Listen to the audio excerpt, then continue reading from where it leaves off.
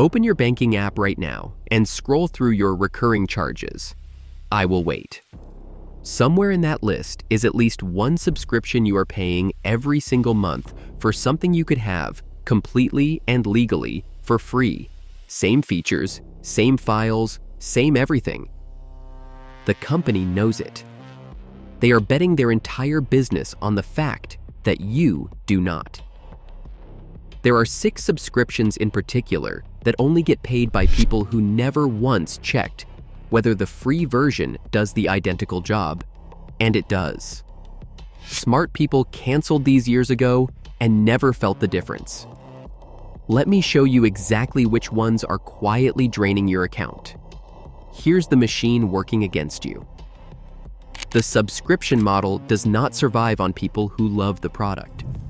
It survives on auto-renew, on silent price creep, on the charge you forgot you were even making. Americans waste well over $200 a year on subscriptions they barely touch. And recently, regulators tried to pass a rule forcing companies to make canceling as easy as signing up. It got struck down. That alone should tell you whose side this game is on. Dumb money keeps paying. Smart money checks the receipt. Let's count them down.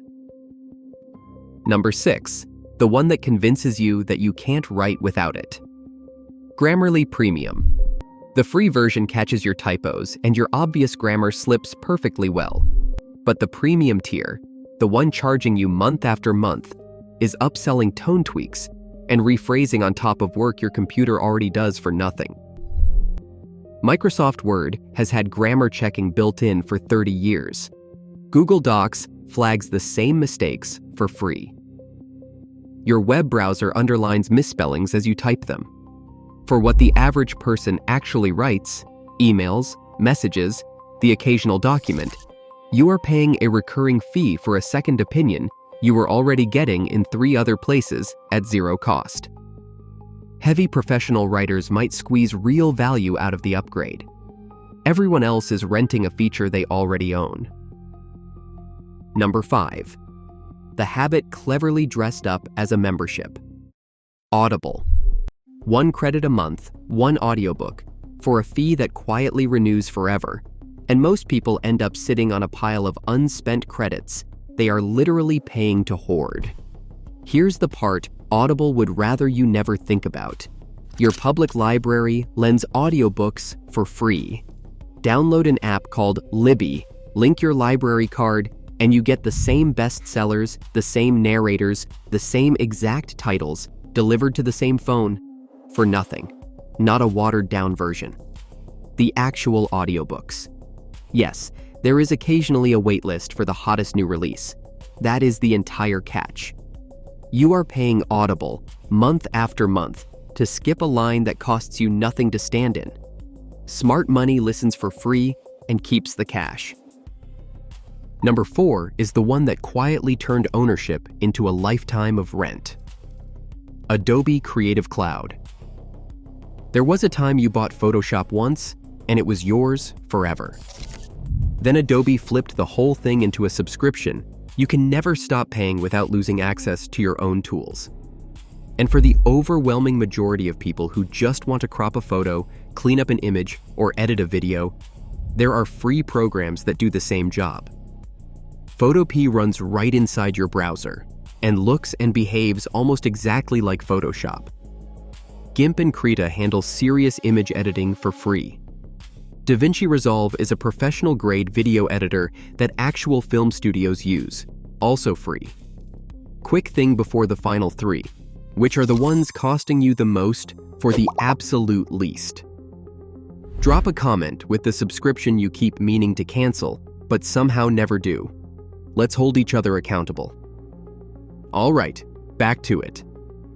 Now, working professionals locked deep into Adobe's ecosystem have their reasons, and that's fair. But the average user paying every month just to crop and filter? That's renting a mansion to store a single bicycle. Number 3, the bill you pay to do things that have been free for over a decade. Microsoft 365. Word, Excel, PowerPoint. bundled into a subscription that auto-charges you every year for the privilege of typing documents and building spreadsheets. Meanwhile, Google Docs, Sheets, and Slides do every bit of it for free, right in your browser, auto-saving as you go, opening and exporting the exact same file formats. Prefer something installed directly on your machine?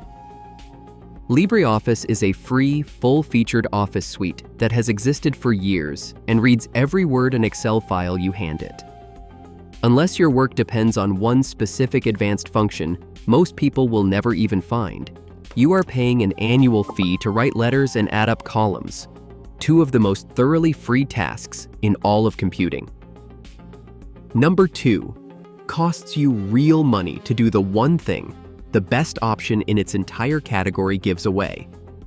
Paid password managers are the ones charging you every month to generate and store your logins. Here is the punchline security experts repeat constantly. The tool they recommend above almost all others is Bitwarden, and it is free. Open source, independently audited, it syncs across every one of your devices, and it does everything the paid services do without the bill. You are not even settling for a worse product by going free here, and by most expert accounts, you are getting one that is equal or better. Paying a premium subscription when the category's gold standard costs nothing is not a splurge. It is a tax you volunteered to pay. And number 1 is the most absurd of them all, because you are paying for something already sitting on your computer, switched on this very second. Paid antivirus. Norton, McAfee, the ones that ambush you with a renewal notice every single year. Here's what almost nobody bothers to tell you. If you're on Windows, Microsoft Defender is built directly into the operating system, completely free, and in independent lab testing, it scores a perfect 6 out of 6 for protection, landing right alongside the paid names it's supposedly weaker than. For the average person who keeps their system updated, installs software from legitimate sources, and doesn't click obviously sketchy links, security experts in 2026 will tell you flatly that Defender is functionally comparable to the paid suites. So that recurring fee you're handing Norton or McAfee? It's largely buying you peace of mind for protection you already have, already running, already free. That isn't a subscription, it's a donation. Dumb money pays every year to bolt a lock onto a door that already locks itself. Smart money switched on what they already owned and walked away. So here's the whole racket in a single breath. The subscription economy doesn't profit from products you genuinely need. It profits from charges you forget, for things the free version does just as well, and sometimes better. The smart user isn't cheap. They simply refuse to rent what they can have for nothing. So tonight, open that banking app, scroll those recurring charges, and ask one honest question of every single one. Is there a free version that does the exact same thing?